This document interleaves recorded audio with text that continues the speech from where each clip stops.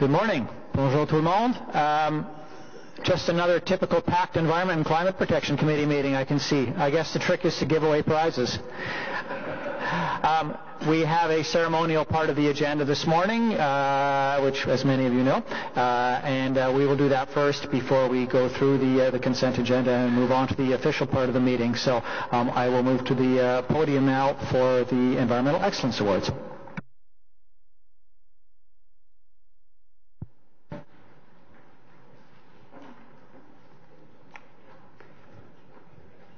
Good morning.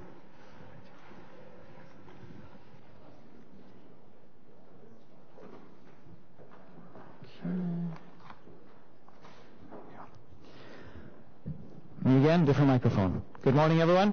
I'm David Charnushenko, Chair of the Environment and Climate Protection Committee, and thank you, everyone, for coming this morning. Bonjour, mesdames et messieurs. I'm pleased to welcome our City Manager, Steve Kanellakis, Senior Management, and the award nominees this morning. Thank you all for being here for the 2018 Environmental Excellence Awards ceremony.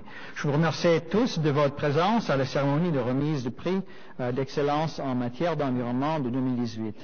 This is an opportunity to recognize city employees for their dedication and contributions to a greener and more environmentally progressive municipality. I'd like to begin by welcoming Steve Kanellakis to say a few words. Thank you. Thank you very much. Thank you, Chair Charnushenko and members of the Environment and Climate Protection Committee. I want to thank by acknowledging the work of our Chair over the last 4 years. I think he's made an incredible contribution to our city. He's been dedicated to sustainable development and environmental protection. I think that's been a hallmark of this committee's work. I think they've done incredible work, these group of councillors behind us under our Chair's leadership. I'd also like to thank all the committee members who served our city so faithfully over the last 4 years during this term of council. To the departing councillors, Middick, Kakish, and Taylor, thank you for your service and your dedication to this committee and so many other initiatives in this city. I'm so pleased today to welcome the nominees who have demonstrated leadership and innovation that's helping make our city greener, cleaner, and healthier. The projects and initiatives nominated this year are great examples of the innovation that reflects our one city, one team vision that we've been talking about. And really that's about individuals and teams working together cross-departmentally to implement environmental and sustainable initiatives that have a wide range of benefits. That's what this team that's represented here is about today. The city plays an important role in protecting our environment and encouraging responsible practices within our community. We need to lead by example. Il faut prêcher par l'exemple. The dedication of our nominees is ensuring that we continue to make great strides in using environmentally sustainable practices in our planning and in our work. You've all helped us move forward on our environmental protection and sustainability goals. Your leadership and innovation is ensuring that we're using technologies to reduce energy consumption, provide greener options to protect our natural resources, and reduce our environmental footprint. We're implementing sustainable transportation options, including our transit system, biking and walking infrastructure, and we're making sure we protect our natural habitats by monitoring and improving the health of our rivers and reducing waste wherever possible. The projects and initiatives that have been nominated this year speak to the talent and expertise of our people and the strength of our commitment to make a difference in our community now and for generations to come. You should all be very proud of these accomplishments. Vous pouvez être fiers de ce que vous avez accompli. So thank you for being leaders in green and sustainable municipal practices and for your dedication to protecting our environment. With that, I'd like to hand it back over to our Chair to announce the nominees and award recipients. Congratulations to all. Félicitations et merci beaucoup. Thank you. Thank you, Steve. As Chair of the Environment and Climate Protection Committee, it's my pleasure to acknowledge the many employees who are working towards sustainable communities. Leading by example and using sustainable and environmentally responsible practices helps promote environmental protection citywide. These annual awards are an important way of recognizing employees who are helping in their own particular area of work. Nous devons encourager les pratiques plus écologiques dans notre collectivité et aussi prêcher par l'exemple. Les bonnes pratiques environnementales sont également bonnes pour notre rentabilité et permettent de réduire les dépenses à long terme. The people and projects nominated for these awards are making an impact that benefits and inspires all of us. J'ai le plaisir d'avoir l'occasion de vous remercier au nom de la ville et de nos résidents. Thank you to all the nominees for your commitment. And there are two categories for nominations: the internal initiatives that reduce the city's corporate environmental footprint, and the community category for projects that reduce the overall community footprint. A total of 13 nominations were received this year in the two categories. The 5 internal category nominations are Energy Management at City Hall, the Fiore Project, Stephen Willis, Integration of Sustainable Cleaning Products at OC Transpo, and Tax and Water e-bill launch. These 5 nominations represent the highest levels of expertise, professionalism, and teamwork. Ces 4 candidats représentent l'idéal en matière de connaissances, de professionnalisme et de travail d'équipe. I'd like to invite all nominees in the internal category to stand, and I invite everyone to join me in a round of applause for their outstanding contributions.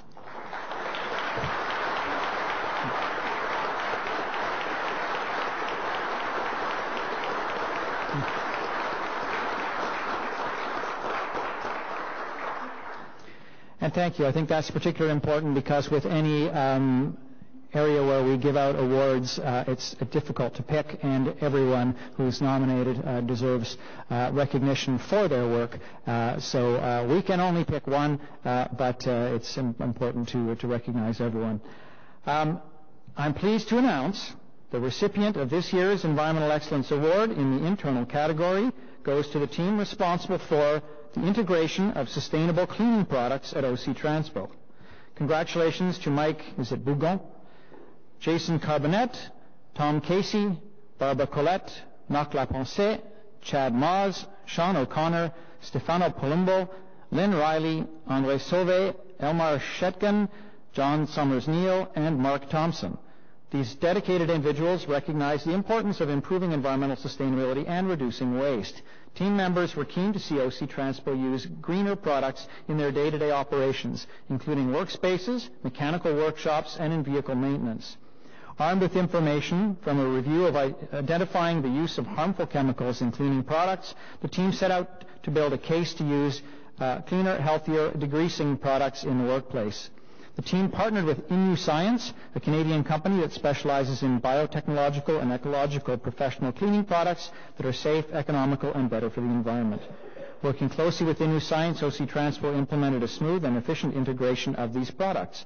By late 2017, an impact analysis showed great gains in the 3 pillars of sustainable development: environment, society, and economy. This is a great example of employees working together to make a huge difference in terms of the impact of their operations. Congratulations. Thank you to all of you for your passion and dedication to using better and safer products in the workplace. And please come forward now for your certificate. Yeah.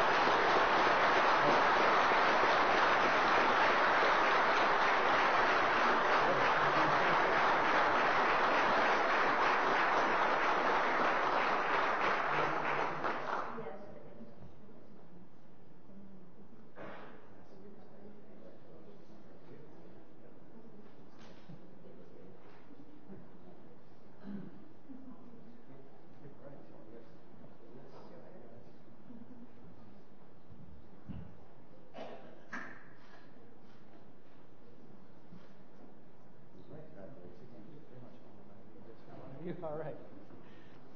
Accepting on behalf of the team, because I understand many of them are at work using cleaner, greener cleaning products.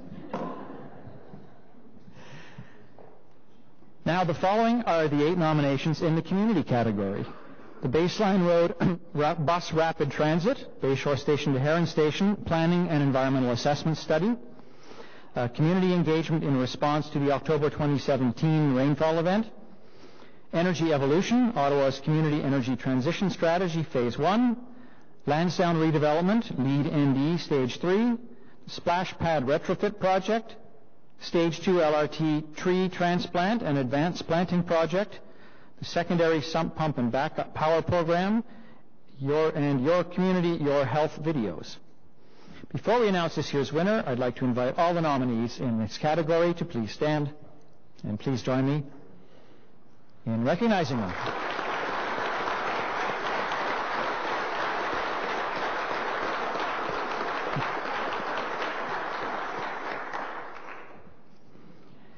Yet again, There's only one can get the prize. So the award goes to the amazing team responsible for Energy Evolution, Ottawa's Community Energy Transition Strategy, Phase 1. Congratulations. Congratulations to Jennifer Brown, John Connor, Mike Fletcher, Andrea Flowers, and Melissa Jort Conway. Energy Evolution is a multi-phase strategy to transform Ottawa into a thriving city powered by clean energy. Energy Evolution is about energy security, climate protection, ensuring a healthy environment for residents, building a strong economy, and developing overall resiliency that will enable Ottawa to retain its exceptional quality of life. The Phase 1 initiative focuses on reduction of overall energy use through conservation and efficiency. Part of that focus is an increase in local and regional generation of renewable energy and reducing greenhouse gas emissions in Ottawa by prioritizing procurement of clean renewable energy. Over the course of 2016 and 17, city staff worked with more than 100 individuals representing 50 organizations referred to as the Sounding Board. They also worked with targeted stakeholders in the energy sector to establish an overarching vision, goals, and key measurements for the success of Energy Evolution. Phase 1 includes a 3-year short-term action plan that identified more than 30 actions for the city and community partners to complete between 2017 and 2020. The areas of focus include solar, wind, and water power, biogas, air and ground source heat pumps, electrification of transportation and district energy systems. Each pathway study outlined how a specific energy technology or initiative could develop in Ottawa, including a general description of the technology, an assessment of its overall potential, and any constraints likely to reduce uptake in the region. Energy Evolution is a comprehensive analysis of options to ensure Ottawa retains its exceptional quality of life and continues to have a strong economy and a healthy environment. It is how we will meet our climate change mitigation goals, and that is no small feat. Congratulations to the Energy Evolution team.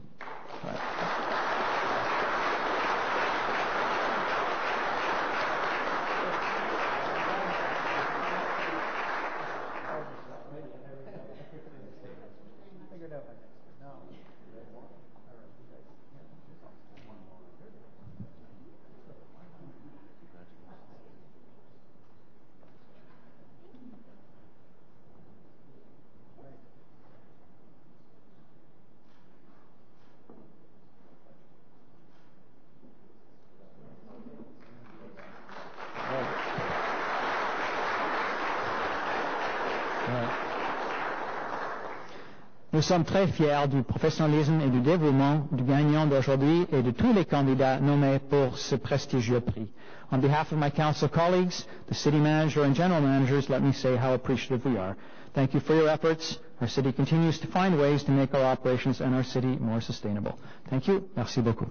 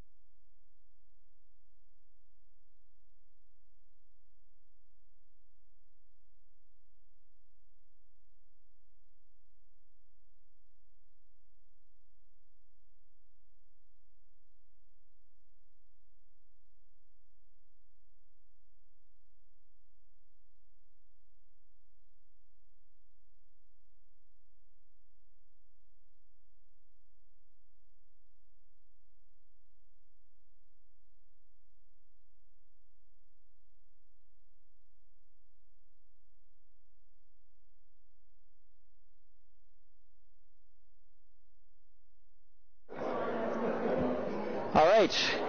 Moving to the formal meeting then now. Bonjour de nouveau. Bienvenue aux réunions du Comité de l'environnement et des protections climatiques. Welcome to the meeting of Thursday, the 22nd of November 2018. My plan is to give a few opening remarks, then to go through the consent agenda. I do know that there's an item that we would like to lift onto the agenda, and there are some people who wish to address that item once that is done. So, starting first with my remarks. During this term of council, the Environment and Climate Protection Committee has strived to balance the protection of our natural resources with the growth of the city. Au cours du présent mandat du Conseil, le Comité de l'environnement et de la protection climatique a travaillé fort pour trouver un juste équilibre entre la protection de nos ressources naturelles et la croissance de notre ville. Our role has been as stewards, adopting strategies to help maintain water quality and protect our natural water corridors. I just want to highlight some of the quite significant things that this committee and council has accomplished in this four-year term. The committee has, for instance, approved Phase 2 of the Water Environment Strategy, which over the past 4 years has invested $250 million to protect the health of the Ottawa River and its tributaries. This includes significant progress on the construction of the combined sewage storage tunnel, which will reduce the frequency of sewage overflows entering the Ottawa River during storms. It includes a variety of restoration projects to control erosion and protect wildlife habitats. The city has continued to deliver safe, high-quality drinking water, with our drinking water systems receiving a 100% rating every year during the term. You really can't beat 100% every year in a row, and I really think that needs to be underlined, particularly every time you see someone turn to a plastic bottle of water. We've also maintained our water infrastructure in a state of good repair to deliver safe and reliable water services. Thanks to proactive inspection and maintenance, Ottawa experienced only 148 water main breaks last year, the lowest number on record. We have renewed sewer networks in several neighborhoods, none of which have since experienced system-wide flooding. This committee approved a 10-year financial plan to ensure that these assets stay in a good state of repair. We also approved an updated water and wastewater rate structure and increased stormwater rates to ensure that infrastructure work can be done when needed, reducing long-term costs. By approving a 20-year strategic plan for our urban forest, we've encouraged the growth of the forest and actions to make it healthier, more diverse, and more resilient. Nous avons continué à miser sur l'avenir en approuvant la première étape d'évolution énergétique, notre stratégie pour une énergie renouvelable. We continue to look forward, approving the first phase of energy evolution, our strategy for renewable energy, now our award-winning strategy for renewable energy, with the ultimate goal of transforming Ottawa into a city powered by clean, renewable energy. We secured funding for community-led projects and corporate efficiency projects. Under Energy Evolution, we funded 7 catalyst projects that advance clean energy and energy conservation. To balance the effects of our growing city on the environment, we furthered the green building policy with 7 city buildings receiving LEED certification during this term. LEED-certified buildings reduce greenhouse gas emissions and water consumption. They use less material, they generate less waste during construction, and they have lower life cycle and utility costs. The City of Ottawa now has 27 LEED-certified buildings, with an additional 6 undergoing certification. To manage the increasing demand for energy, the committee improved an energy management and investment strategy. We've invested $1 million every year to implement energy retrofits and expand building automation systems across city facilities. We approved a new policy for electric vehicle charging stations on city property and converted 36,500 streetlights to LED. This improves efficiency significantly and reduces maintenance costs. Earlier this year, we approved a new deal to allow residents to put their organic waste in plastic bags and to put dog waste in their green bins starting next summer. These changes were made as part of an improved contract that enhanced service and offered the best value. It also put us in a better position to achieve provincial waste diversion targets, as well as the proposed ban on all organics in landfills. Finally, one of our strategic objectives for this term was to ensure no net increase in per capita in corporate greenhouse gas emissions. We will receive the inventory of greenhouse gas emissions for 2016 shortly, but I'm pleased to report that our corporate emissions decreased by 25% during this period. That puts us ahead of schedule in terms of meeting our goal to reduce corporate greenhouse gas emissions by 20% from 2012 levels by 2024. We've accomplished a great deal over these past 4 years, and I'd like to thank the members of this committee for their time and their commitment. Now, moving on to the meeting. Do we have any declarations of interest? Seeing none. Confirmation of minutes. Minutes of the 23rd meeting, 18th of September 2018. Is that received? Carried? Thank you. Communications, we have one, assistance for residents who do not have access to a waste deposit. Councillor Brockington indicated interest in asking a couple of brief questions on this, which when we go back to that item, I believe is appropriate.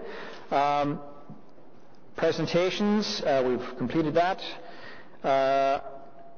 Item 2, the Environmental Stewardship Advisory Committee, 2015-2018 Annual Report. We are holding that. We have presentations from a representative of ESAC, and we may have a couple of speakers to that as well. We have no in-camera items. We have an IPD on the corporate community and corporate greenhouse gas inventories, and there's a motion to lift that onto the agenda. So do we do that now or immediately? So if we could do that, Councillor Leeper. Thanks. So just to lift that for discussion, pursuant to subsection 89.3 of Procedure Bylaw 2016-377, the Environment and Climate Protection Committee approved that the rules of procedure be waived to allow for the consideration of the item listed as corporate greenhouse gas inventories. Okay.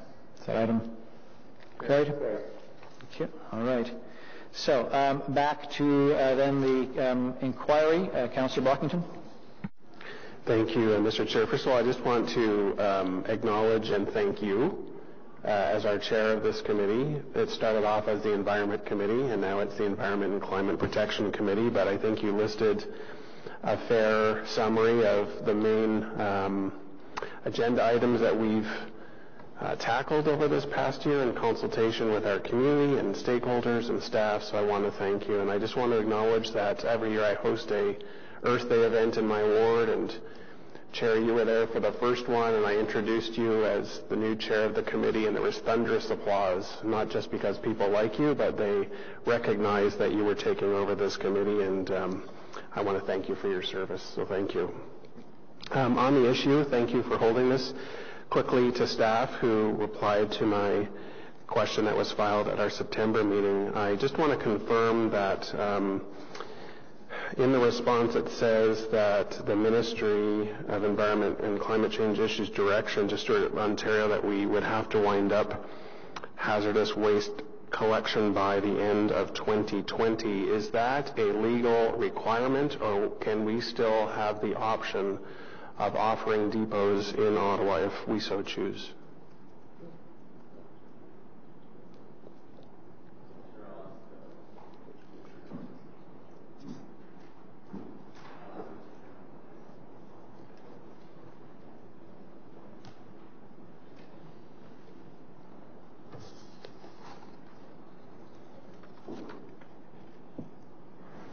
Good morning.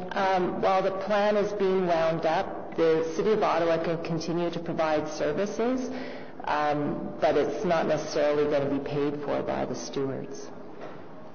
And so has that decision already been made by staff, or is this potentially a discussion we can have? Because if I can just go into my second question, while you list some programs that are available, whether it's point of sale where people can bring back certain products, or they can go online to see other things. I'm worried about people who cannot actually physically leave their unit if they're older, who produce and have hazardous waste, but they can't get to a depot, they're certainly not going to drive, or maybe they don't have a car. It's those people that I'm trying to target, and I think there's sufficient quantity for us to have a rethink about this. So I'm just concerned that if depots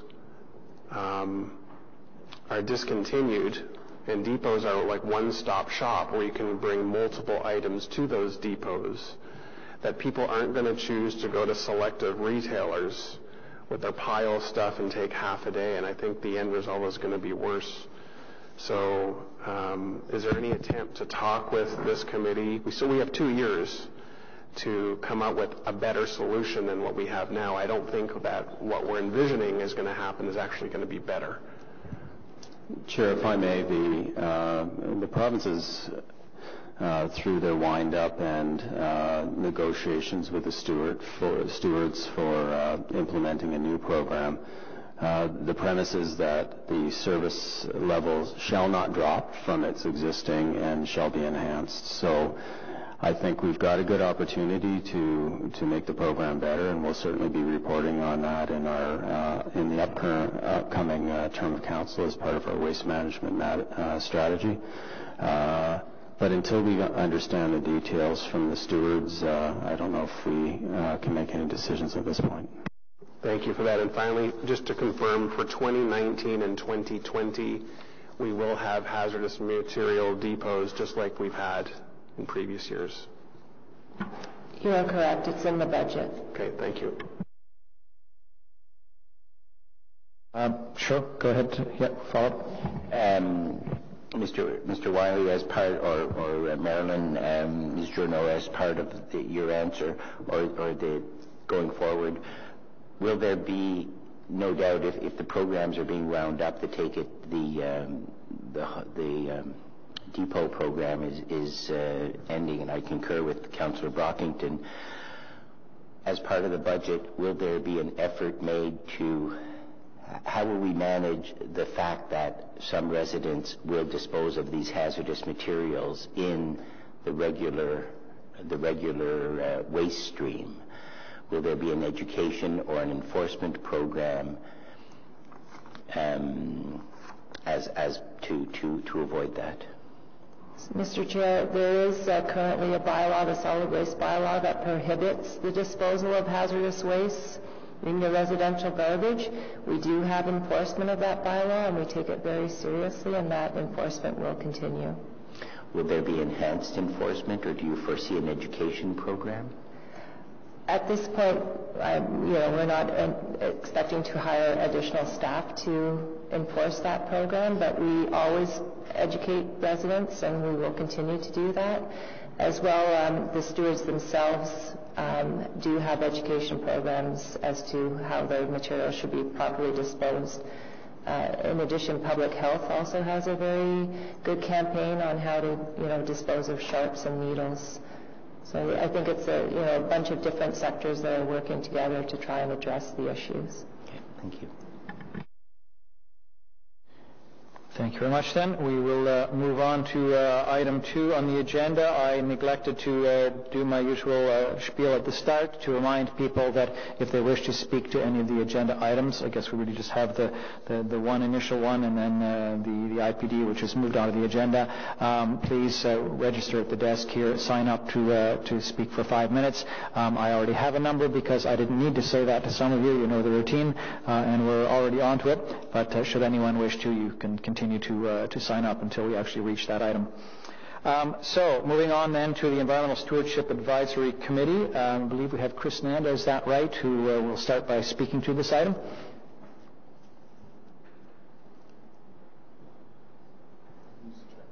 Yeah. So thank you, Chris. You have chaired this committee for its entire 4 years, if I'm not mistaken, and I greatly appreciate your commitment to that with the challenges that come with it, which I know you're about to underline for us. Thank you. Thank you very much, Mr. Chair. On behalf of the members of the Environmental Stewardship Advisory Committee, I want to thank you for this opportunity to share highlights from our report to 2015 and 2018. We do appreciate your efforts, Mr. Chair, and those of the committee to raise the profile of environmental and climate change issues in this city. And it's a very, as you all know, given the recent IPCC report on climate change, it's imperative to continue to act. I want to preface my remarks by emphasizing that we are a group of volunteer citizens who were selected to provide input and advice to the city via this committee and presentations from city staff on a variety of matters related to environmental issues such as forestry, water, environmental services, cycling, and numerous other issues. This report does reflect the input and views of the remaining ESAC members. Since you've received the report, I'm only going to point out some highlights and recommendations for what we see are ways, positive measures to enhance environment and climate change protection in our city. And some of the recommendations and issues that we found are systemic, and they don't just apply to our advisory committee. I should note that there are now only 5 members of ESAC, and when we started in 2015, there were 11 members and 1 reserve. Overall, among advisory committees, there does continue to be a sense that we are underutilized and often ignored, and this frustration has led to a radical drop-off in participation by ESAC members who either formally resigned or stopped attending meetings. Sadly, we've concluded that the city is not deriving maximum value from the numerous dedicated and talented residents who volunteered their time in the hope of making a difference. And we want to help you, and we hope that our remarks will help the next iteration provide additional value to your committee and to your other committees. One thing I'll start saying is ESAC members have been very committed to the principles of environmental stewardship, and we have appreciated the chance to provide comments to staff making presentations. One of the highlights when people ask me about the benefits of being on the committee is we do get a chance to meet face-to-face with very senior level officials, and we get some very informative presentations, and I think that's great, having that opportunity. We've appreciated the support we've received from Mark Desjardins as our committee coordinator, and we felt there's some issues where we felt ignored. There's other issues where we felt we actually were very valued and was a best practice. I would like to say one of the best practices was the way we were consulted on the bike lanes versus Laurier and the O'Connor bike lanes. There was the officials who were running those programs invited our members to be part of the working groups, and that is where you get the most bang for the buck. When people feel valued and they're not wasted, don't feel like their words are going nowhere. As I mentioned, the city staff making presentations are very professional, and they provide interesting and informative information, and they are receptive to our comments. I also would point out the Urban Tree Forest Management Plan. A highlight, again, in terms of a best practice, we had a high number of senior officials who took part in the fall 2017 budget presentation that was very well received, and there were positive discussions. And this was in marked contrast to what was one of the lowlights of our term, which was that nobody from the city showed up for a scheduled fall 2016 budgetary meeting. And shortly after that no-show, the then vice chair of ESAC resigned, and several members stopped attending regularly. Also want to say, having an opportunity to meet with the mayor face-to-face to discuss issues was appreciated, and it allowed us to hear concerns in an unfiltered manner. I think this practice of meetings with the mayor, and ideally also with informal meetings with the committee, should be done at least twice during each council term. A consultation at the midway point of the term allows for possibility of tweaking and adjustments on both sides. And like I said, having a separate dedicated meeting or something similar would be beneficial. It would also allow, I think one of the things that would be helpful is as a kickoff would be to have a meeting with the members of the committee and this council committee and the advisory committee, because that way, first of all, we get to meet each other, so you realize that you're not giving presentations to people you don't know. Also allows you to say, and I say you, I'm talking about the future committee, to explain what the limitations are and what their expectations are, and it also allows people on the committees to know how they can provide value. You may have heard the beeper here, but I'm going to ignore it. I do want to hear the full extent of your remarks this morning, so please continue. Thank you very much. That's very kind. Like I said, a separated, dedicated breakfast meeting or something similar would be beneficial, and it would allow the council chairs to explain their expectations. Some of the concerns that we have, the mandate needs to be clear at the beginning of each advisory committee.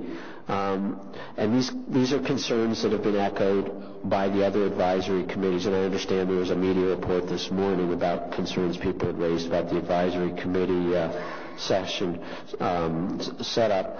So one of the things that would be helpful would be knowing what criteria we're allowed to comment on and why. And why are we not asked to comment on everything? There were several instances where items that were seemingly germane to the work of the Environmental Stewardship Committee, we were not allowed to receive presentations even though we asked. Two examples come to mind. The first was on the siting of the library when they were looking at where they were going to site the new library. We realized that there's a separate library committee, but some of the issues related to siting of a committee of the library involve active transportation. I know accessibility addresses some of that, but there's an environmental component. We should have been allowed to do that. The second item was several years ago when Energy East, there was the big possibility an Energy East pipeline was going to go through Ottawa. We had one of our members wanted to hear a presentation, and we were told, well, that was outside our mandate because it wasn't really a city issue. In fact, it was, because it would have been nice, because had that gone, I think what we just wanted was information. What was the city planning on doing in case this went through? And part of the reason for wanting that information was we're supposed to be experts. Well, I'm not an expert, but we have subject matter knowledge. And the idea, we're supposed to be able to provide value added. So if you've got an issue, that's what we're here to do, is provide value. We know that we're not the decision makers, we're the advisors. And that's fair enough, and I get it. But I think it would be really important to allow greater examples. Another issue is in terms of timing of receiving reports. We understand there's sensitivities about certain issues, but we're flexible. We can come more often if give us the opportunity if there is an issue, a pressing issue. Like, for example, I'm glad that the Ottawa GHG emission inventory report has been released, but that's an example where ideally it would be nice for us to at least get a pre-briefing. And if we need to be, embargo the results or something like that, that's something to consider. I realize you may not be able to. One of the other concerns is, what does the city do with the impact from ESAC and other advisory committees? Despite informal impacts into staff reports and before your committee, there's no evidence that recommendations were incorporated into the subsequent municipal action, except recommendations that were advanced by the staff.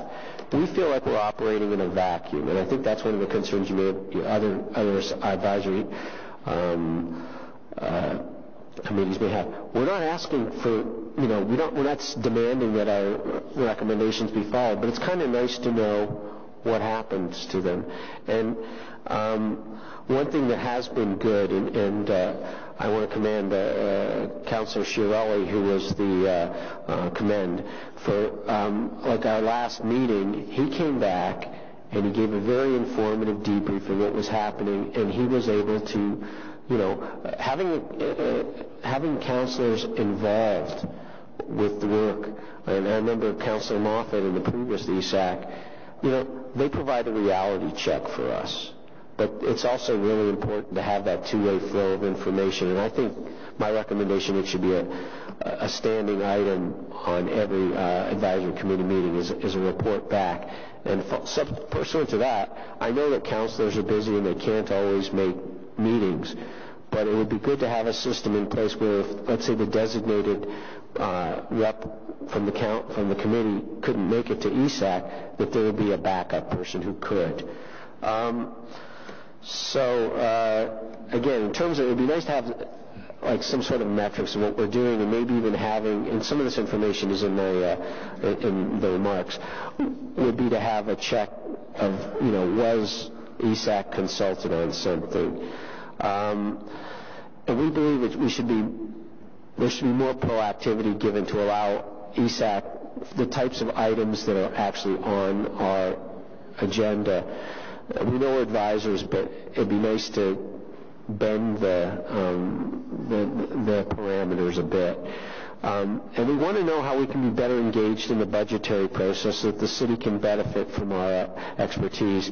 Like I said, last year it was good to be involved and have those discussions.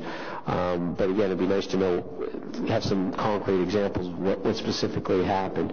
And I am hoping that in the interregnum right now, that before the new ESAC is tabled, that we will have an opportunity to provide input into the budget. So I'm getting close. I'm almost done. I appreciate your forbearance there. I think it'd be important to have a system that empowers a new ESAC to provide more timely and substantive input. One item that wasn't in the report, but I'm just going to draw attention to, and I know technically it's a planning committee issue, but I still wanted to encourage you, is, as I mentioned, with climate change and global warming, it's urgent to move quickly on municipal level to address climate change.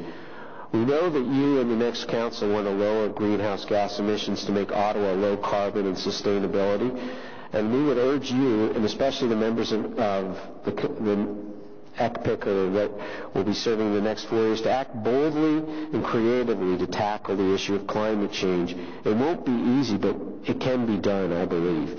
And one of the things that would be important to do would be to get community-based emissions under control. And one way of doing that potentially would be with the new, enacting some sort of a transitioning to renewable energy and addressing that within like green buildings, because buildings are the major source of greenhouse gas emissions in Ottawa.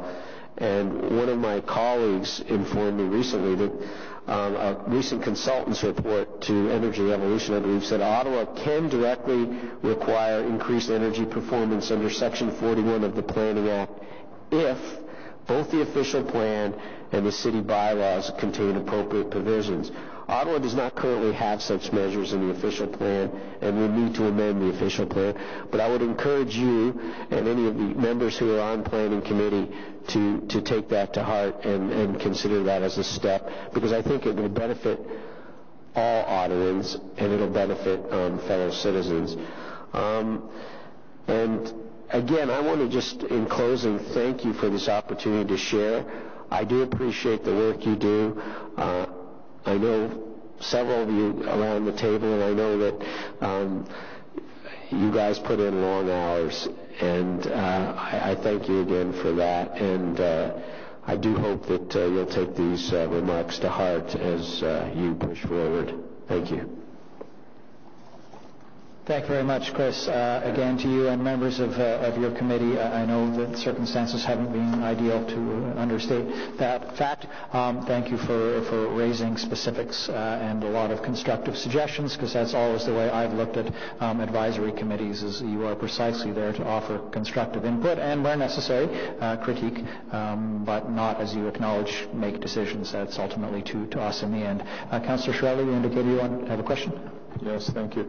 We discussed this previously, and I think you just may have forgotten to mention it, but the issue of lead time on items coming to council or committee constricting, and the fixed meeting dates. So, for example, the budget is tabled and it hits committees for the first decisions within a number of days, and the advisory committees have no ability to call a meeting at that time and give their advice. So if you just expand a bit on that. Yeah, I think, again, one of the challenges is we do have, there are certain numbers of meetings that we have, and I think one of the challenges is finding a system in place. I mean, people know when the meetings, there's a rough idea of how the budgetary process works, and there are emergency items, but if you can build into that an opportunity for consultation prior to the budget being tabled, so that we're not actually reporting, so it's not like something that's already, I'm not going to use the term rubber stamping, but I mean, just having something that we can actually input earlier enough in the process to make a difference. I don't know, is that what you're alluding to? And we get it. And we know that, I know, maybe there are other people who don't, but I know that you don't get everything you want. But we're just trying to help you, push the envelope a bit, because it's important. I think that the idea of the advisory committee is a very good tool. My message would be it's an underutilized tool. I think that comes through, and it's a cheap tool. I know there's a little bit of extra staff time, but many of us walk or cycle, so we don't even need a parking pass. But if we do, it's a small price to pay, and the people, if you want to get people who really want to make a difference, who have expertise,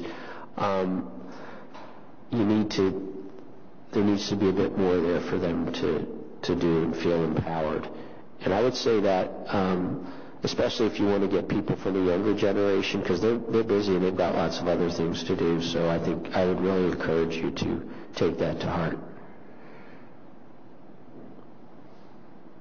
Thank you, and we will be, I know I will, and I think a number of us may have questions to the city clerk after this, so we'll follow up on some of your specific suggestions and practicalities and whether limitations may be on us or where the flexibility is to adopt some of those ideas, and to what degree those will ultimately be political decisions by the next council.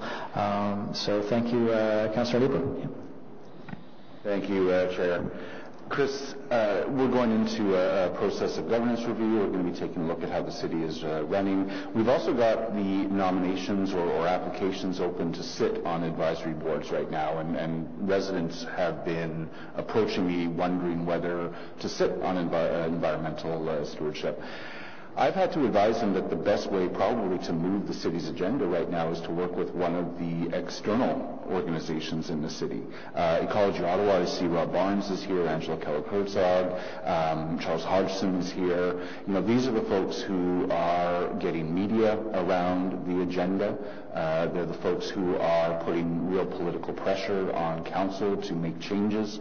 So I'm advising people right now, really, given the constraints that are on the Stewardship Advisory Committee, the best bet to actually make a change in this city is to work with one of those NGOs who are doing such good work. Healthy Transportation Committee, Safe Wings, some of those organizations.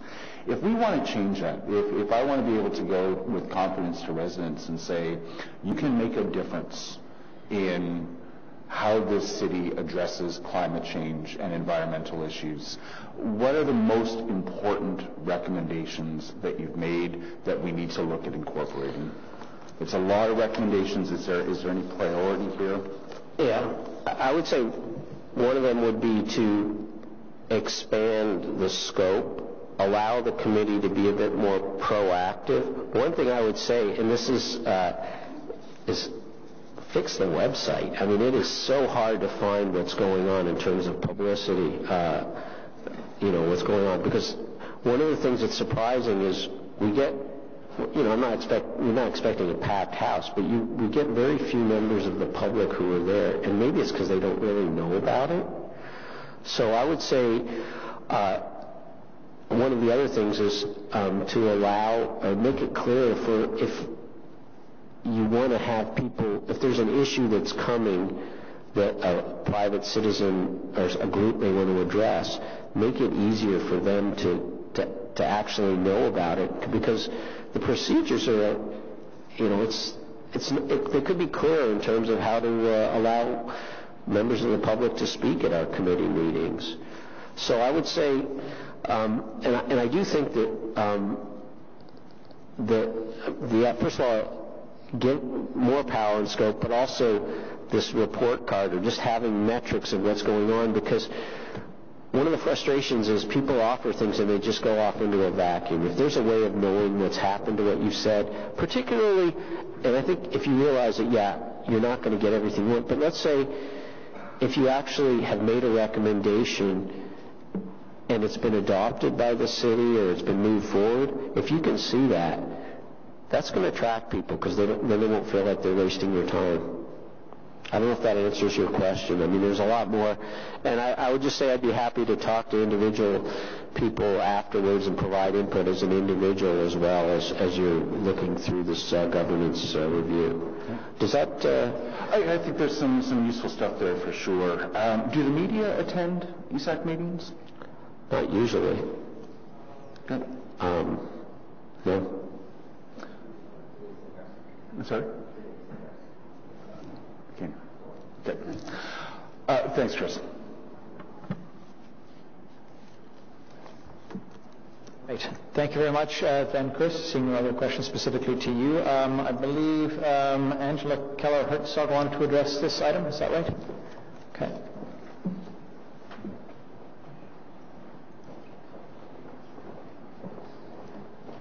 Thank you. Welcome again, Angela. You know the routine.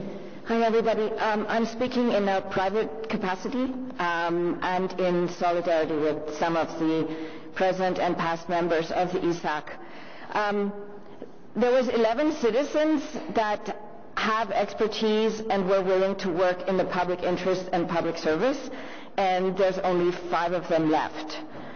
One by one, the rest quit, and they feel, we're told, underutilized, other words are ineffective, disrespected, operating in a vacuum. So there's obviously a big problem, and this mechanism is broken. And it wasn't like there was a sex scandal or something, but this is a structural issue. And I think that if it's broken, it needs to be fixed. And I don't know whose job it is officially to fix it, but I think that it's on you, on the Environment Committee. It's on you to fix this. And I know that the next term of council, right away, they're going to look at governance, and you're in a position to make recommendations because you are the Environment and Climate Protection Committee. So I think this is an opportunity for you to do something in the last 2 days of your term. Thank you very much. Any questions for Angela? No, then. If I may, then, Mr. O'Connor, do you want to take questions from there or from front? Okay. I'd like to start with a few questions here. Can you describe for us what the process then is for taking input on, I suppose just in general on governance, what the standard process is, and what you can do at this point with the specific recommendations we've been given, and any others that people may want to give, whether on this committee or on the advisory committees as a whole? Well, Mr. Chair, as members will recall, my staff went out and met with each and every member of council, largely during the summer months, to discuss all of the governance tools, structures, processes, and procedures that we have. That includes how standing committees work and whether or not you want to change them. That included advisory committees and whether or not you wanted to change them. That included all of our agencies, boards, and commissions, our delegation of authority bylaw, our procedure bylaw, our purchasing bylaw. So all of those things started with members of council providing their input. On September 6th, I met with all of the advisory committee chairs and vice chairs to discuss what they would like to see changed. And some of them were raised with Mr. Nanda here earlier this morning. So in that regard, you will get a draft report that will be tabled at the last meeting of council next Wednesday, as is the process that we've had for 18 years at the city.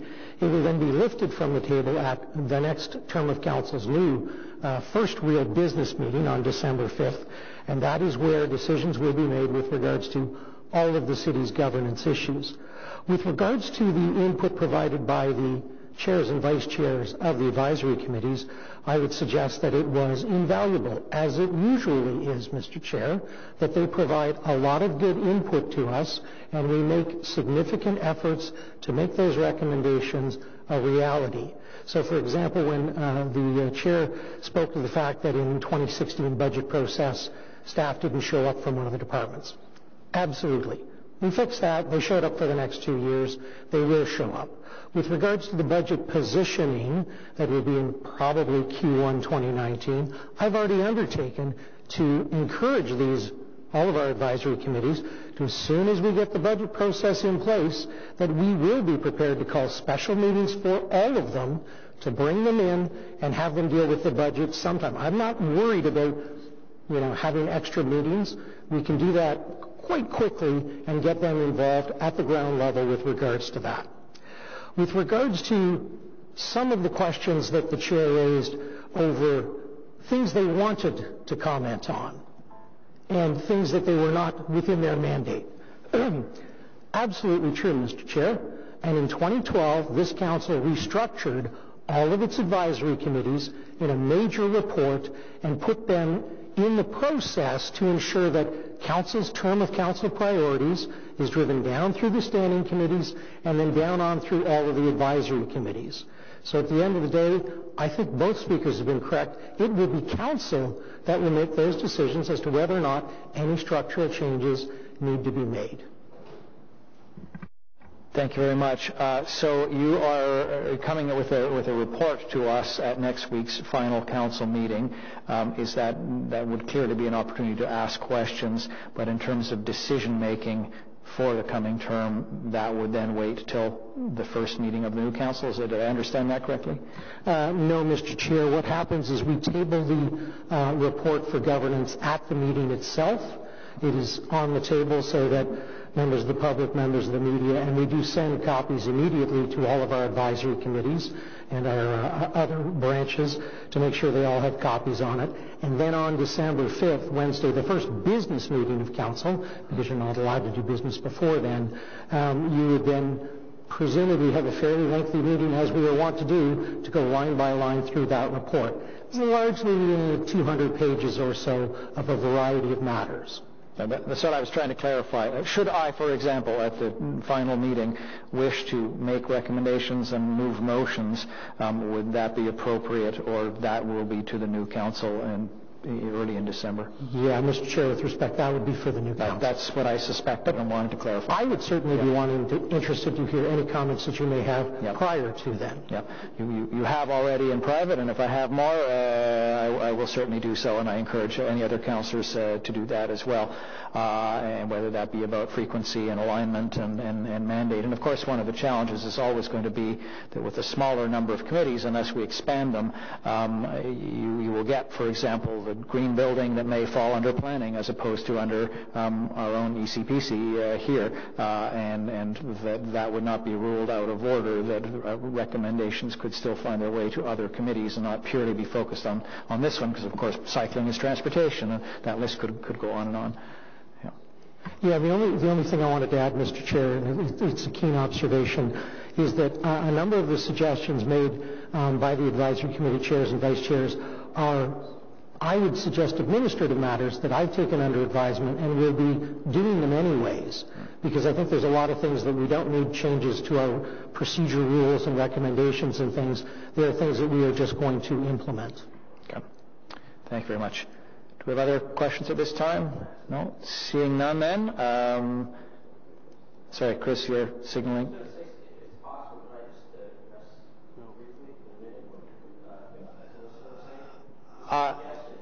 I would believe that's not normal procedure here, but the opportunity is to do that. His ears are still open, is what I'm hearing. We'll make sure of that. But to come back and engage in a debate between staff and delegation is not something that we do at a committee. Okay, thank you. We'd be glad to receive the suggestions, though, and I would personally as well. So, thank you very much then on this item. That's received then. Received. Thank you. Moving then to our next and final substantive item then, get the words exactly right for the record, 2012 and 2016 community and corporate greenhouse gas inventories. We have a report. There is no presentation, but if staff who might answer these questions could come up, please. First of all, may get my order wrong. First, we'll go to delegations, but feel free to join us already here. So, looking at my list then, I have Rob Barnes, followed by Brian Tansey, and then Angela Keller-Herzog on this item. And if there's anyone I've missed or who wanted to speak, you still have that opportunity to register. Yeah. So please, no, I called staff up perhaps prematurely, but they're welcome to stay there now that they're there. And Rob, please, you will speak first. You got a present? Okay. All right. Thank you, Rob. And you are representing Ecology Ottawa today? Yeah. Yes. Yes, I'm representing Ecology Ottawa. Okay. Go ahead. Good morning. Thank you, committee and Mr. Chair. It's a pleasure to be here in front of you. I wanted to start off my 5 minutes today by thanking you and thanking the committee for all your work over the past 4 years. And when we think back, the tone about climate change has changed actually quite markedly over the last 4 years. There was a time where it was hard to get this on the agenda, let alone have a substantive discussion, and that has changed dramatically. So we thank you for your work and for the culture change there. We'd also like to thank city staff for their hard work on this file. We're going to say a few things that are criticisms, but we want staff to know that we fully support their efforts. We think that we just need to do more. We need to be much more ambitious. So why don't I start by looking at our emissions? So Ecology Ottawa has graphed our emissions. They're there for your view. These are recorded emissions up to 2016 and a shot of our 2024 targets. So the good news from this report is that we've reduced emissions 11% from the last one, right? And that's actually quite close to where we need to be for our 2024 target, which is admittedly quite weak, but it's still there. It's still part of the plan, and that's great. But of course, when we look behind the numbers, we find that by the city's own admission, the primary cause of this reduction is in fact the coal phase-out. I just want to get a sense of how much time I have. Do we have a clock nearby? Oh, really? Okay, I'll be quick. So the primary cause is the coal phase-out, and so that begs the question: how are we going to do this again? The coal phase-out is a one-time gift. How will we see similar reductions over the next 4 years? City also deserves credit, of course, for reducing its corporate emissions. We heard some of that at the front end, but we want to contextualize the corporate emissions piece. Here you'll see the corporate emissions relative to community-wide emissions. Community, of course, is all emissions. Corporate is a small slice, the 4.4%. So that is your OC Transport bus fleet, heating and powering all city facilities, the rest of it, all of the city operations in that tiny sliver. The rest is what the city can do to change the structure and design of our communities and create the right incentives so that we're building the right way in a sustainable way. So I just wanted to flag that as an important part of our discussion. So we talked about how this is not directly a result of municipal policy, the reductions, and here we see, if we break down the sectors, we see that, obviously the coal phase-out has done a lot, and some city initiatives too. We're just saying the primary cause is the coal phase-out. So stationary energy, which was formerly known as buildings, has reduced tremendously. We're a bit concerned by the transportation item there. It declined by 1% over the past 4 years, and it really points to the fact that the city must be much more ambitious when it comes to its transportation policy, much more adventurous, much more experimental. Climate change requires reconceptualizing how we get around our city, and so there's a lot more work to do on this front. Here, when we look at, this is the final graph, when we look at where the city is at relative to its 2050 targets outlined in Energy Evolution, it's a bit more worrying, right? We have this nice soft 2024 target, and then we have 3 scenarios outlined in Energy Evolution that all of which get us nowhere near where we need to be for 2050. Of course, stage 2 of Energy Evolution is coming out in Q4 2019, but we can't afford to wait an entire year before we figure out what to do next. In fact, we already know what to do next. There are a number of issues, and we bring them up every chance we get. Deep retrofits for buildings, the correct incentives to do that, building communities in a smarter, more walkable way, active transportation infrastructure, better transit, cheaper transit, more frequent transit. There's a lot that we can do on these files, and in many ways we already know what some of those things are. Of course, Energy Evolution and the hard work of city staff will provide more fine point on that, but there are a number of initiatives that we can start with right away. I finally, in the time that's remaining, 50 seconds, would like to say, and this is something we've said publicly, the reporting regimen is inadequate. We can't afford to just have this conversation every 4 years. We need to have it annually.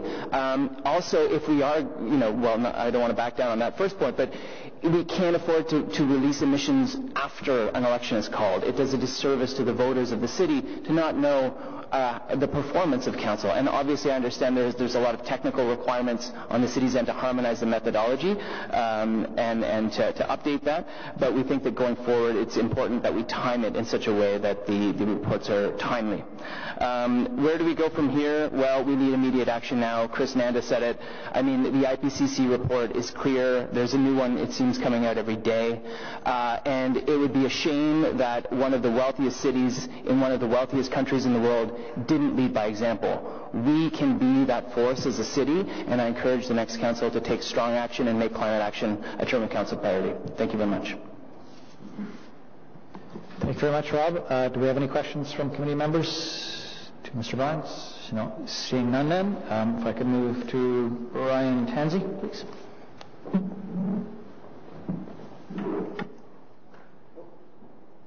That was Brian. Brian was next, but Angela Brian has asked me to go ahead of him. Okay. With your indulgence. I'm okay with that. Go ahead. So my name is Angela Keller-Herzog, and I'm here speaking to you on behalf of CAFES, which is the Community Associations for Environmental Sustainability. A couple of comments about where this statement, which you will get in writing, is coming from. We had a meeting of exactly 40 representatives of community associations last Saturday. We met for 3 hours. We had representatives from 13 different wards, and there was strong consensus. We also talked about the strategic priorities for next term of council, and that'll be another discussion. For now, here is the statement from CAFES about the emissions inventory report. We find that it is excellent news that Ottawa's community greenhouse gas emissions have declined by 11% over the reported period. We also think that it's excellent news that Ottawa is using an up-to-date, standardized, and recognized methodology. This has significantly increased the accuracy of our inventory from previous ones, and we feel this is important, and thank you for investing in strengthening our confidence in these numbers. We note that the landfill gas capture at Trail Waste Facility is a fabulous good news story that Ottawa's residents would love to hear, and one that attests to smart and sustainable public investments. We note with concern, though, that the community emissions from the transportation sector, which accounts for 44% of total emissions, have only declined by 1%. And that emissions from the transit fleet have actually increased by 6%. And the transit fleet is under our control. It's not just out there. We note that the decrease of 17% in the stationary energy or from building sector, which accounts for 47% of total emissions, is the main driver behind the overall decline in Ottawa's emissions. And as Rob Barnes from Ecology Ottawa has just mentioned also, that the report cautions that this decrease, which is the main driver again, is primarily attributable to the provincial phase-out of coal plants. So from this we conclude that from the information stated in the summary report, the decline in emissions is not a trend that can be expected to continue if we continue business as usual. The coal plant closures in 2014 were a one-time step-down event in the carbon intensity of Ontario electricity. So we cannot conclude that we are on track or trending towards the city target of 80% emissions reduction by 2050. Okay. So I can't really see the clock behind me. Okay. We can deduce, though, although the data is not broken down, that a portion of the emissions reduction over the period comes from the utilities demand reduction and energy conservation efficiency programs. But we don't know whether this trend will continue or if the low-hanging fruit have been picked. So what we need to understand this better is disaggregated, and frequent data to get a clearer picture, both for councillors and for the public. So we would request that the SSG consultant report and the more detailed data set supporting the staff report should be made available to councillors and members of the public on request. We request that emissions inventory data should be made available to this committee annually. and we request that future emissions inventory reports be provided to this committee as information updates. The IPD format designates something that will have no questions or discussion from councillors or public delegations, and we feel it's not appropriate for this kind of information which is of high public interest. Looking forward, we strongly urge that this important work should continue. We note that Energy Evolution Phase 2 will be addressing the building, transportation, and waste sector, which is the main source of emissions. We encourage the councillors that will be here for next term of council to ensure that this will be a term of council priority. But we remind councillors that we do not yet have a plan on how to get to our target. We support the target, but we need a plan that identifies policies, priority investments, and solutions. We need a concrete roadmap for the transportation, buildings, waste, and agriculture sectors, and meaningful interim greenhouse gas reduction targets. And last, but maybe not least, we also need to map out the economic benefits of joining other cities across Canada in municipal climate action. We want to see green, clean jobs and smart development. One more sentence. We want to see Ottawa be a world-class green capital city, resilient in the face of climate change, and a leader in the transition to a low-carbon economy. Thank you. Thank you very much. Do we have any questions for Angela? Councillor Brockington. Thank you, Mr. Chair, and thank you for your presentation. And I'm just learning of the creation of CAFE. I like the acronym, and I appreciate you giving an update. Was there any talk when the members of CAFE met on the desired frequency of GHG reporting to this committee? Was that touched upon? Yes, we feel that reporting should be annual in order that the management of the issue can take place. The reason why we measure is so that we can manage, so that if councillors during the term of council are not informed of what is the pattern, what are the trends, what sector is contributing strongly, what sector is declining, then as managers you cannot recommend additional or corrective action. So we feel it's extremely important, because the fact that this report is only landing now, 2 days before the end of your term of council, it disempowers council greatly. It means that you have not been able to make evidence-based decisions and priority allocations of human and budgetary resources, which is what managers do, during your term of council. It's pretty incredible that this is the current setup. So yes, we strongly recommend annual reporting. Thank you very much. Seeing other questions then. Thank you, Angela, and thank you. I should have said that in advance also to Rob. As regulars, I say that fondly at our committee for your commitment and coming to our meetings to hold our feet to the fire as necessary. Brian Tansey, I believe, is still speaking. Is that right? There you go, Brian. Okay. Please, welcome.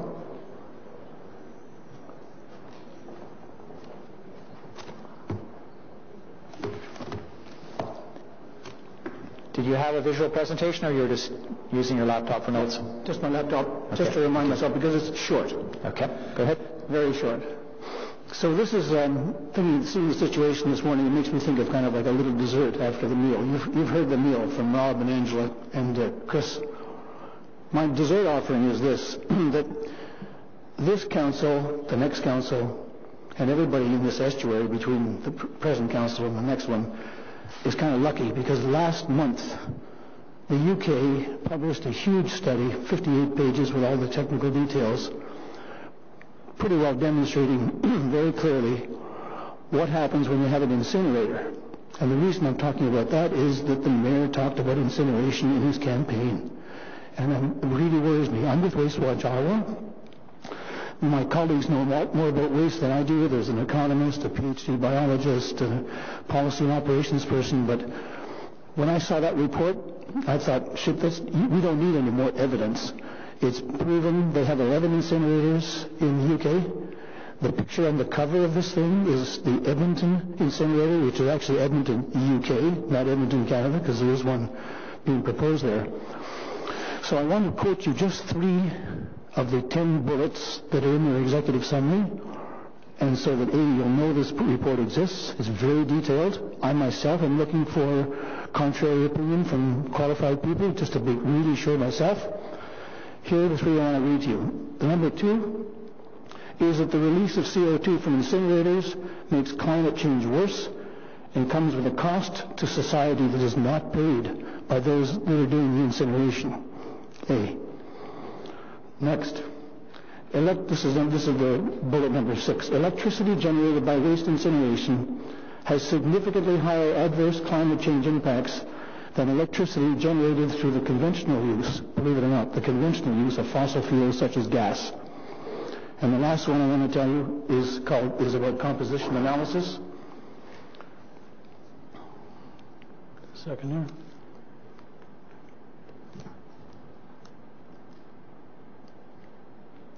Composition analysis indicates that much of what is currently used as incinerator feedstock, this is no doubt true in Sweden too, could be recycled or composted.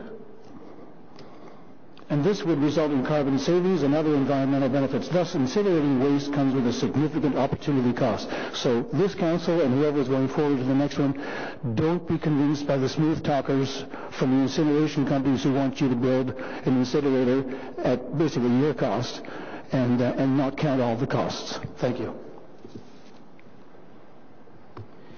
Thank you very much. Do you have any questions? Councillor Moffat? I realize I'm at risk of getting off track here, but has Waste Watch Ottawa done any research into the facility in Durham? Yeah, we're just looking at it now. In fact, I was just in touch yesterday with the main person who's been opposing that all the time. And all that we know so far, at least that I know from her name is Linda Gasser. Interesting name for a person who's fighting incineration product, is that they're over budget and they're having real problems with what's coming out the stack. Exactly what they always said was going to be true. Yeah, they can't reach big measurable problems. Big measurable problems, not little tiny ones. Yeah, I know people like to point to that as some sort of model for the rest of Ontario, but from what I understand, it's doubled their costs to the resident when it comes to their garbage rates. So let's say ours is $84 per resident. If we went that route, we'd probably be looking at $150 per person to be able to pay for that. And that's just to cover the extra tipping fee. It doesn't cover the $300 million capital that you'd have to come up with to build the facility in the first place. The second part is, I don't think they're anywhere close to their emissions targets as to what they said they were going to do. We're not only not close to it, there is bad stuff coming out the stack, and it's measurable. The officer of public health, or whatever those people are called in the cities, that's the person to talk to, listen to. What's coming out the stack? Yeah, and the downside is for those in rural Ottawa, that's where it's going to end up. Right. So, thanks. Thank you very much. Any other questions for Mr. Tansey then? Thank you, Brian. Seeing none, we have questions for staff then now. I will take a list. Councillor McKenney. Oh, sorry, one more speaker. Did we? Slipped in there, Ken. Ken Johnson, please.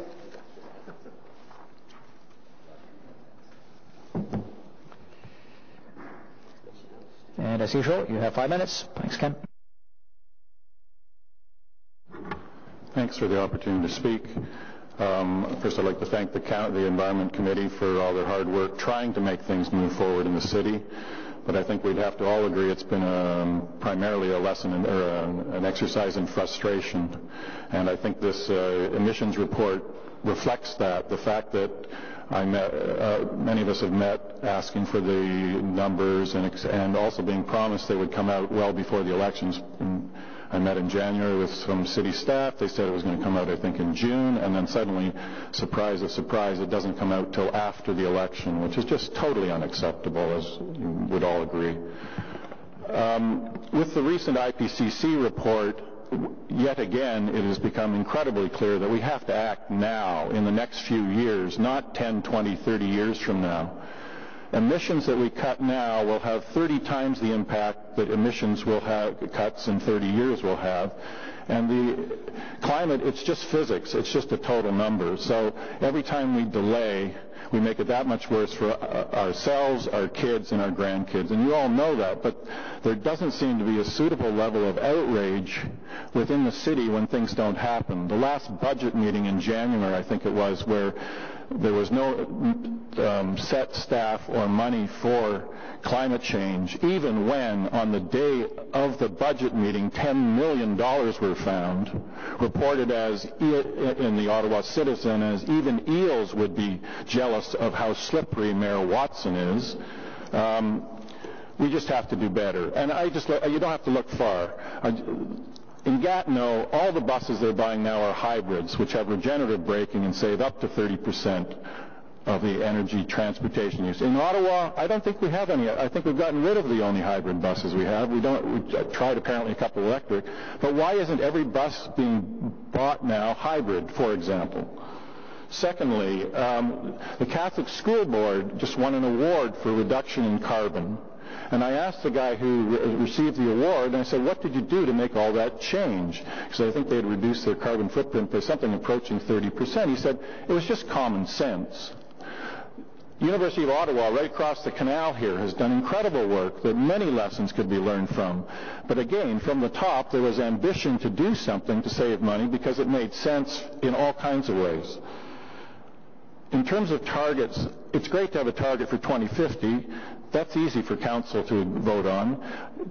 Targets for 2030, that's easy too because that doesn't require, there's no accountability. We need targets for 2020, 2021, and 2022 that the council is accountable to, because anything that's past the term of council just doesn't matter.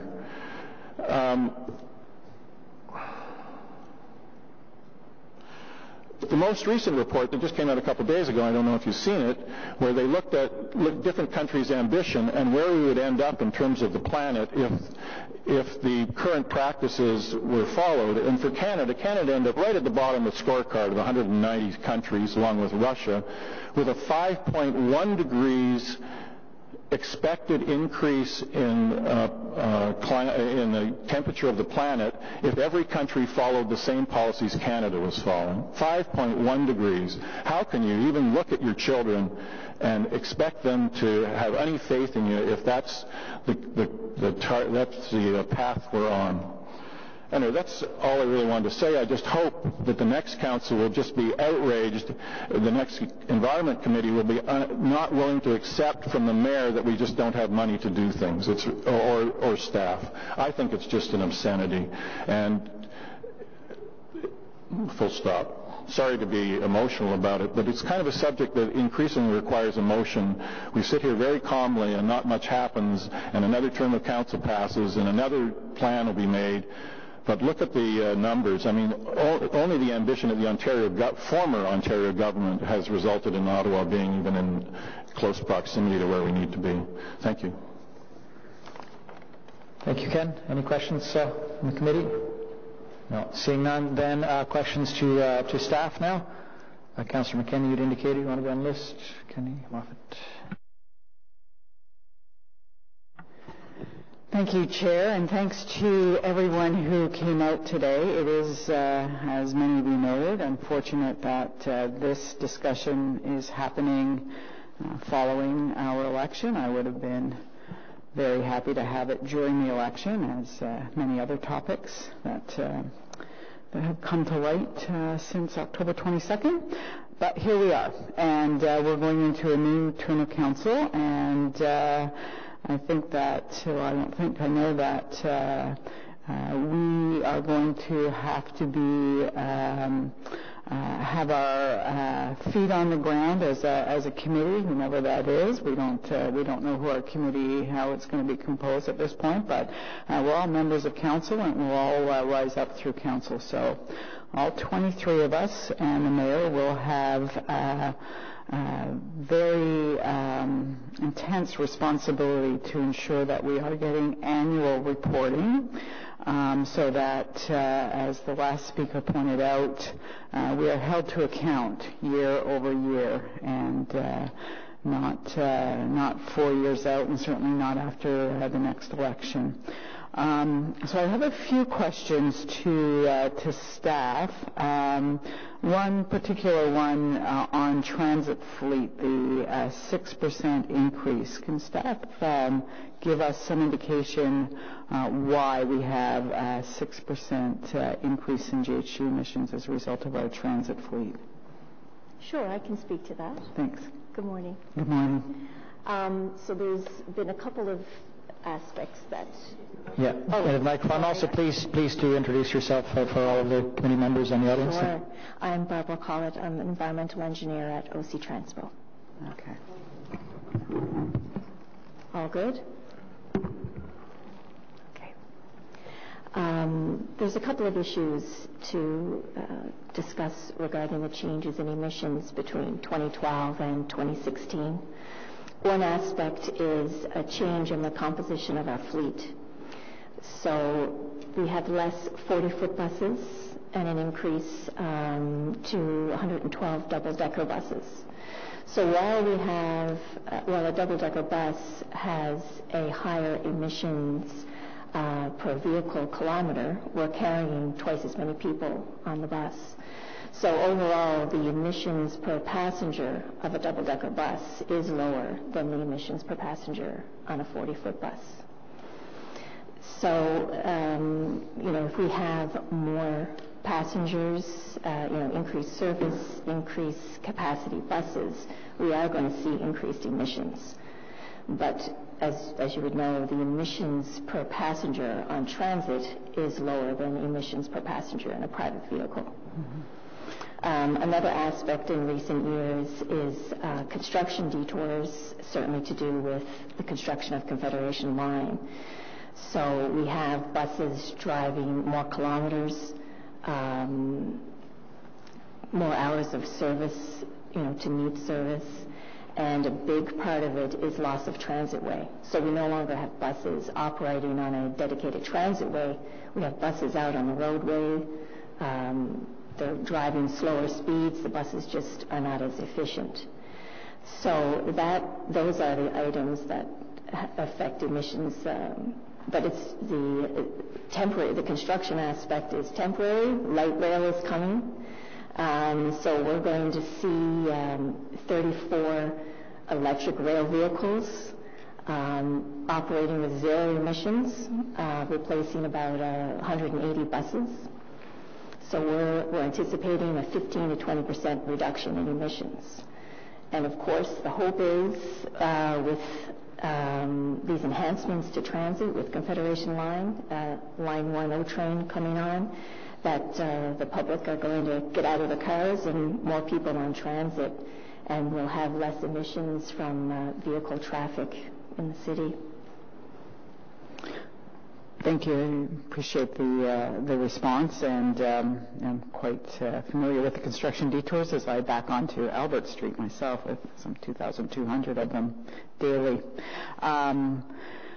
So I think that and I appreciate the fact that we are moving to LRT, and that will reduce emissions on, hopefully, as we compel more people to take light rail by making it, I don't know, maybe more expensive to park downtown or something.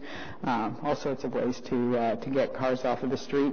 But I guess that leads me to sort of my next line of questioning. And when I look at, and we heard also from some of our speakers today that especially the reduction in the GHG reduction emissions in our buildings being 17%, but as was pointed out, that's primarily as a result of the former provincial governments phasing out of coal plants. I just don't. When I was reading the report, it certainly, I was looking for some indication on, how much have our own city projects, how much have they contributed to the reduction in stationary energy reductions? That's not in here, and I think that we need to have it, or, as was pointed out again, we really don't have a plan. I don't see a plan for how we're going to get to 2020 and 2050, and even next year. I don't see. That information is important, and it's not evident in the report or in the IPD.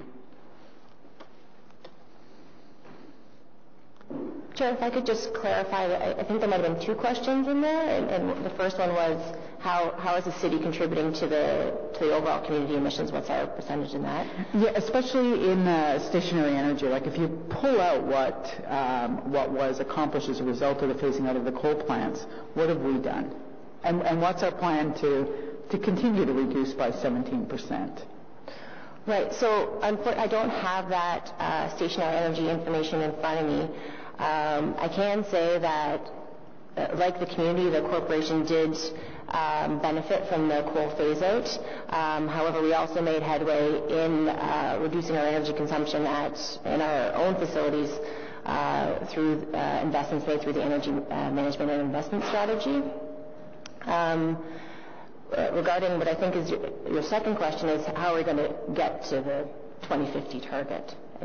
I guess more specifically, I'd like to know of the 17%, and maybe you just don't have it, and maybe that's something that I'm asking for that needs to come forward, as information for us in future reporting, which I hope will happen annually, or I expect will happen annually, or I will push to happen annually.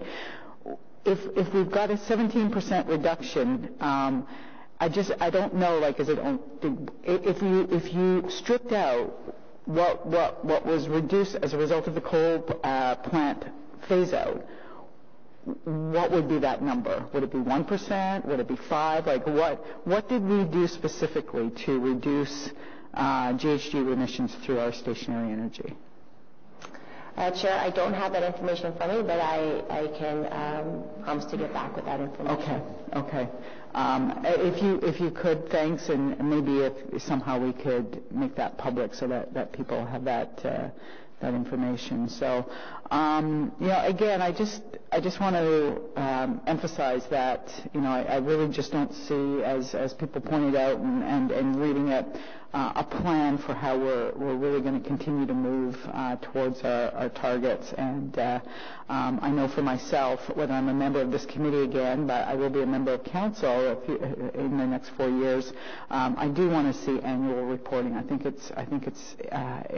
we will not, without clear goals and initiatives on how to get there and measurements and reporting back on results in everything we do, whether it's transportation, Vision Zero, whatever it is. I think that it's too easy to let things slip, and when we're not demanding information, we don't get what we need in a timely fashion. So I'll leave it at that because I think my colleague is going to bring forward an inquiry at the end of the meeting on that. Thank you.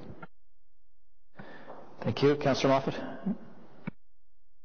Thanks. Just building on that, since you've already had the reports, how difficult would it be to create an annual report that you could come to this committee every June and have a report on what people are asking for? Chair, inventories are resource-intensive, can be resource-intensive exercises, particularly on the community side. We are, as part of a review and update of the Air Quality and Climate Change Management Plan, reviewing the frequency of how often we will be reporting on inventories, and we expect to make those recommendations next year. So we're just looking at all options, because I'm sure there's partners we can work with that can help achieve an annual reporting, as opposed to doing everything internally, which obviously, as you mentioned, is labor-intensive. Mr. Chair, if I may. Sure.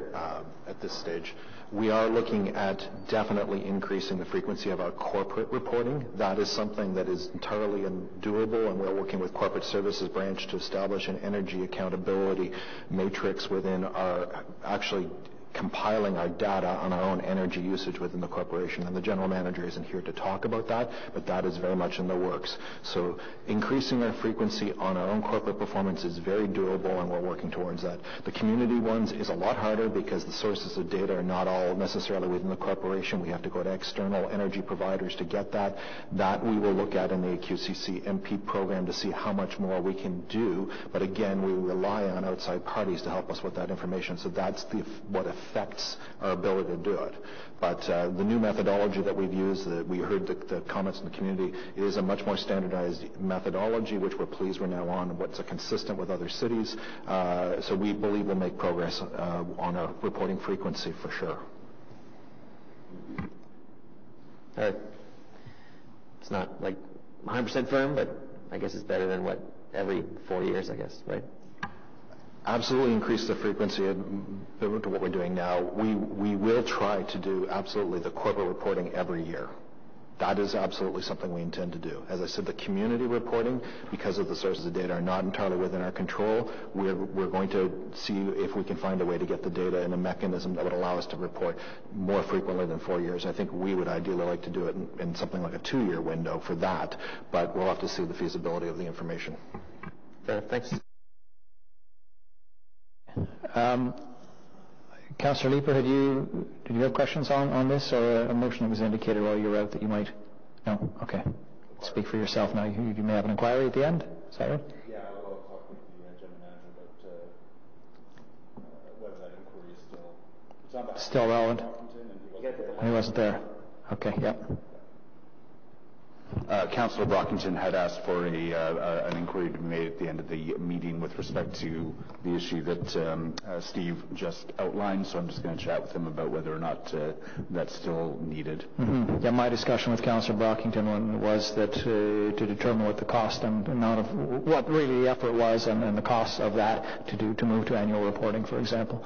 Yeah, I'm not sure that we have that answer specifically, so I think I will put forward the inquiry on behalf of Councillor Brockington. Mm-hmm. It sounds like a lot. I don't think anything we've heard has answered that question, so it sounds like the inquiry is still certainly in order.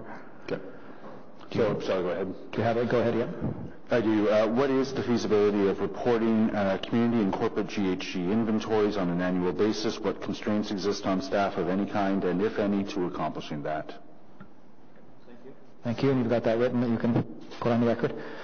Okay. On behalf of Councillor Brockington, thank you. So I have a few additional questions. What we're really talking about in terms of meeting our Paris commitments, meeting what the science tells us is necessary, is some very dramatic reductions in emissions. And it is hard to get people, including councillors, to fully understand just what that entails and how dramatic that is. If we're serious about meeting our Paris targets, we need at least 70% more reductions over what we currently produce in the next 30 years. To staff, how will you or can you make sure councillors understand what's necessary to reach this target? What are the current reporting tools, and where do you see your opportunities are to make that as measurable and data-driven as possible? Chair, so our target is to reduce community-wide emissions by 80% by 2050. As part of Phase 2 of Energy Evolution, we are currently undertaking a scenario modeling exercise to project what it will take to get to that 2050 target.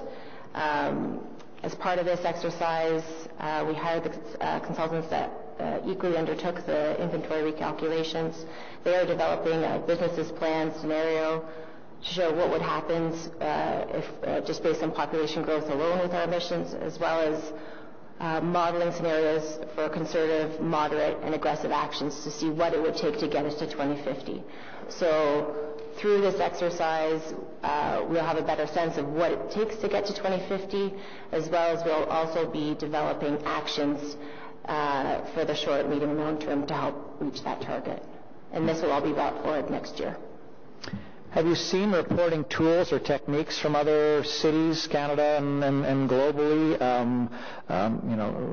Graphs, charts, trackers, digital readouts on an annual or daily basis, whatever it might be, that allows at any moment, and I understand it's not going to be updated daily. We're already talking about going more frequently than every 4 years at the moment, but where we can truly put our finger on the pulse of how are we doing and how big is the task still ahead of us.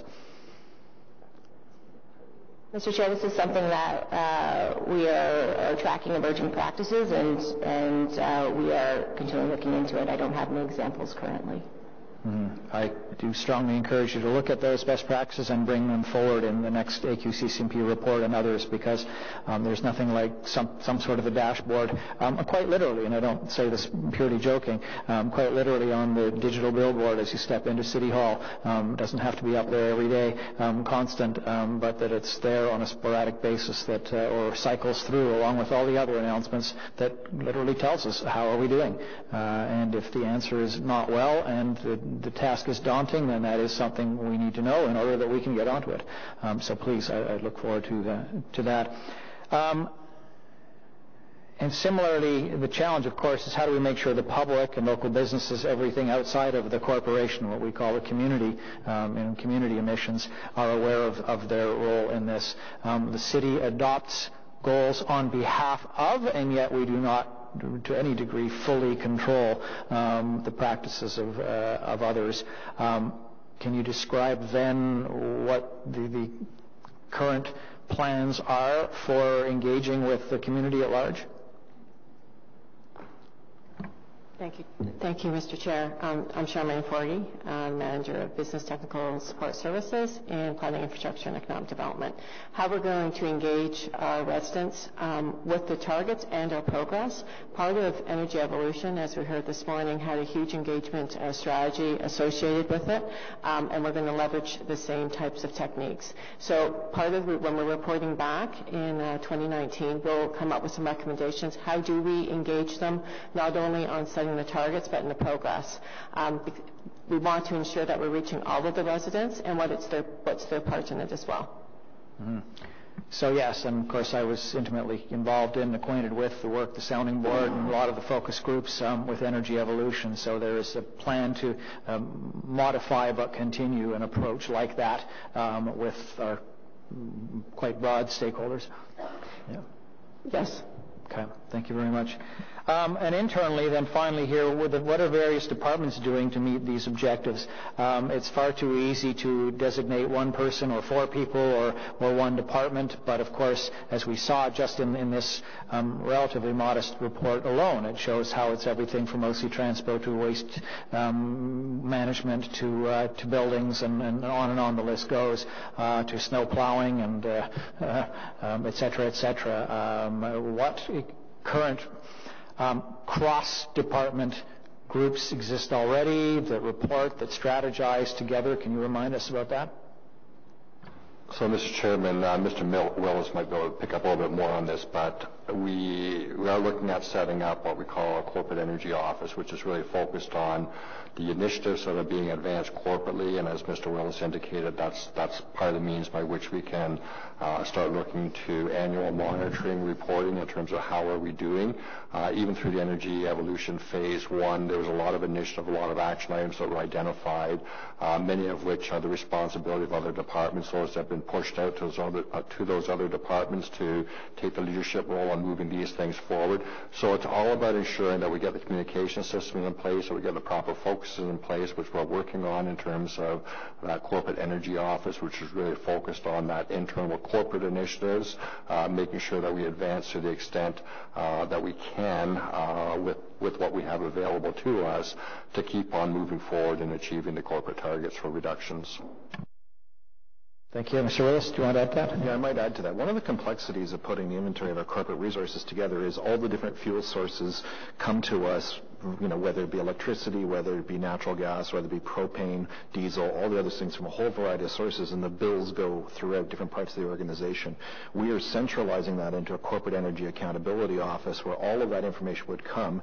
That office would have two objectives. One is to reduce our energy demand overall and be through better strategies, which would save the taxpayers money and allow us to use resources for other purposes other than spending it on energy. But it also would allow us to achieve our climate objective goals by substituting energy sources wherever we can to lower carbon energy sources and the like, and be able to do that through bulk purchasing power, which we don't necessarily use well enough right now because of the distributed nature of the way we even calculate it.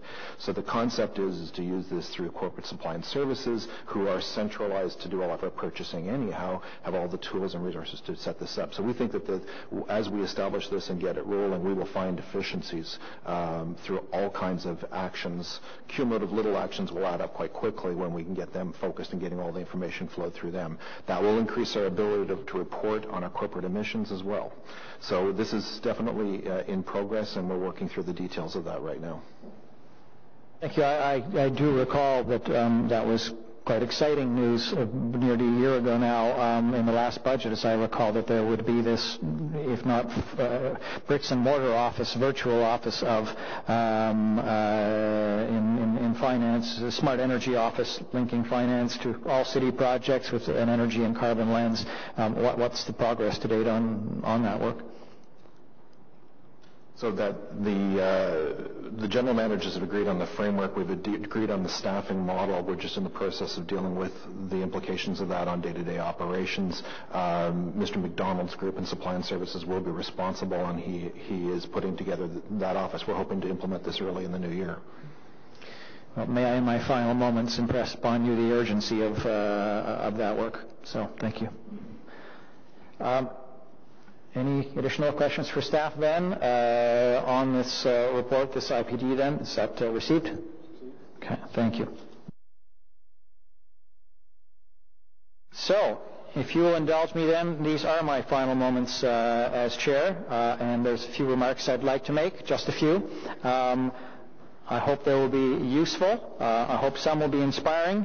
I want to start by thanking city staff and the community for all their hard work and support in helping further our efforts to balance the growth of the city with environmental protection. I also want to thank the reporters, the media, who continue to take the time to cover these important issues and spread the word about environmental projects and challenges for Ottawa's residents. You are both our megaphone and our critics, and those are both really essential roles. And I want to underline that because you can't overstate that at a time where it's become fashionable to simply dismiss media and the role media plays. It is an absolutely essential one, and no more so than in this kind of work. There is still more work to be done, but we have laid the groundwork to keep our city growing greener. Nous avons accompli beaucoup au cours des 4 dernières années, et je tiens à remercier les membres du comité pour le temps qu'ils ont investi et leur engagement au cours des dernières années. We have strategies, we have plans. What we need more of is action and measurable, reported results. So where next? If you'll indulge me in my final moments then, climate change, indeed climate breakdown, is not too strong a term, is the top priority. We have many priorities, we will have many priorities, but it is my firm belief, with the science to show it, it is the top existential priority now for our city, for our civilization. And I know that will sound like that's hyperbole. I do not believe it is. This next 4-year term in Ottawa and globally will truly be a make or break period. We have tree protection and urban naturalization as a priority. Well, we've established them. We have a plan. We need to make sure that they are a priority and not an afterthought. Far too often in our planning processes, they are an afterthought, they are a casualty when it comes to our tree and our urban forest, that it was a shame we couldn't protect. Well, it's a shame that we are not taking more measures to protect them. And I know that's the intention with the plan, that's the intention of the new bylaw, and several bylaws that are part of the immediate work plan for this next council, and I wish you great strength and energy in making that possible. Trees in the urban forest bring physical and mental health benefits in addition to many others, and that's becoming more and more obvious.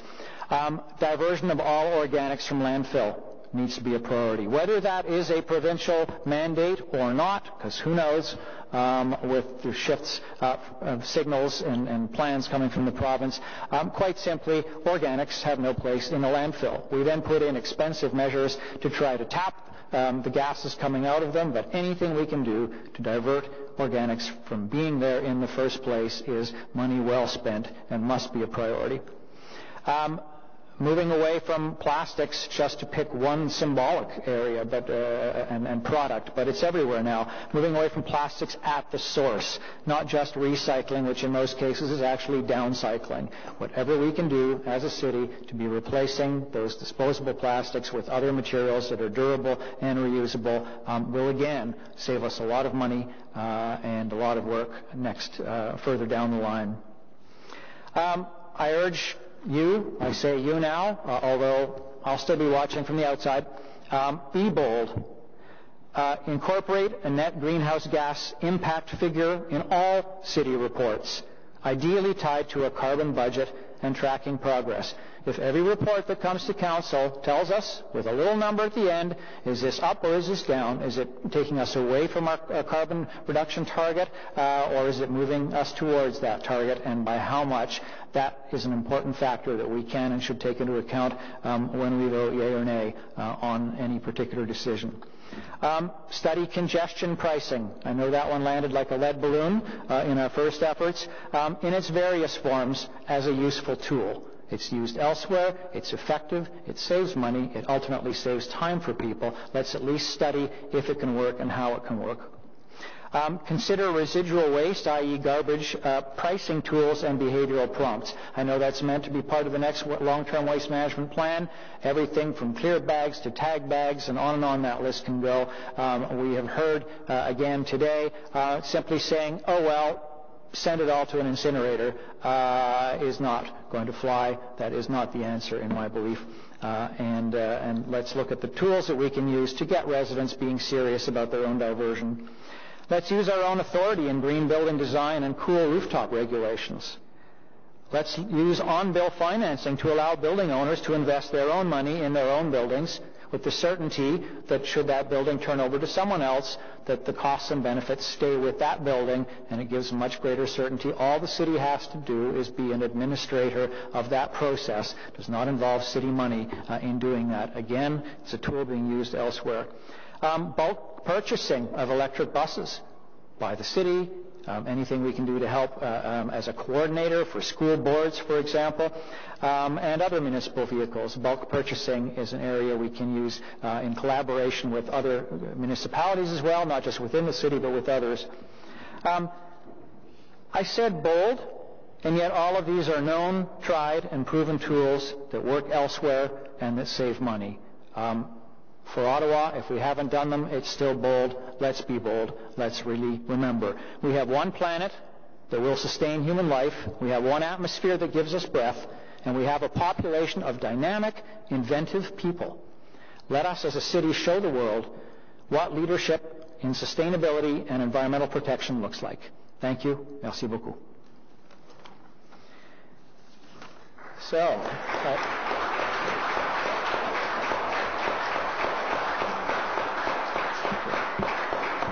If we allow clapping, we have to allow jeering.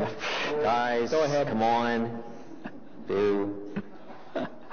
Any notices or motions for consideration at a subsequent meeting? Seeing none. Inquiries? We already had one tabled. Other business? None. Adjournment.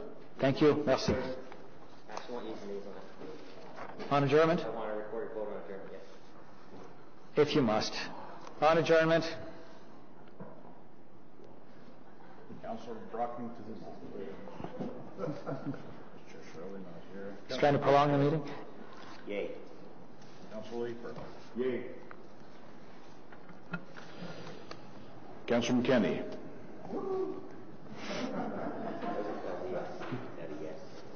Woohoo! Councilor Middick. Councilor Moffat. Yes.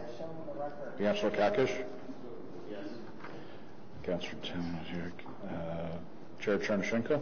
Yes. 1, 2, 3, 4, 5, 6 yeas. 6 yeas. All right. All right. This meeting is adjourned. Thank you.